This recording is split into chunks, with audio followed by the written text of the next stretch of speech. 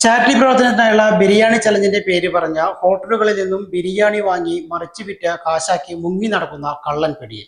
ഷൊർണൂരിലാണ് സംഭവം. പണം കൊടുക്കാതെ ഹോട്ടലുകളിൽ നിന്നും വാങ്ങുന്ന ബിരിയാണി വലിയ വിലയ്ക്ക് വിറ്റ് ഇയാൾ നാട്ടുകാരെയും പറ്റിച്ചെന്ന പോലീസ്. കഴിഞ്ഞ ദിവസമാണ് പാലക്കാട് കറുകപുത്തൂർ വെളുത്ത വളപ്പിൽ വീട്ടിൽ ഷഹീർ കരീം ഷൊർണൂരിലെ ഒരു ബേക്കറി സ്ഥാപനത്തിൽ നിന്നും ചാരിറ്റി പ്രവർത്തനങ്ങൾക്ക് എന്ന പേരിൽ 350 പൊതി ബിരിയാണി വാങ്ങിച്ചത്. തുടർന്ന് ഇതിന്റെ 44,000 രൂപ അടുത്ത ദിവസം നൽകാമെന്ന സ്ഥാപന ഉടമയോട് പറഞ്ഞ് കടന്നു കളയുകയായിരുന്നു.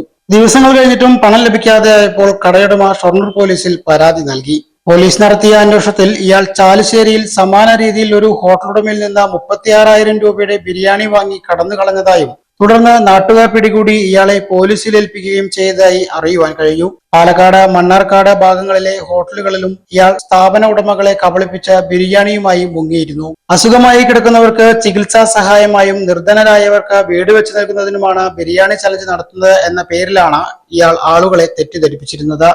140 രൂപയ്ക്ക് കടയിൽ നിന്നും വാങ്ങുന്ന ബിരിയാണി 250 രൂപയ്ക്കാണ് ആളുകൾക്ക് നൽകുന്നത്.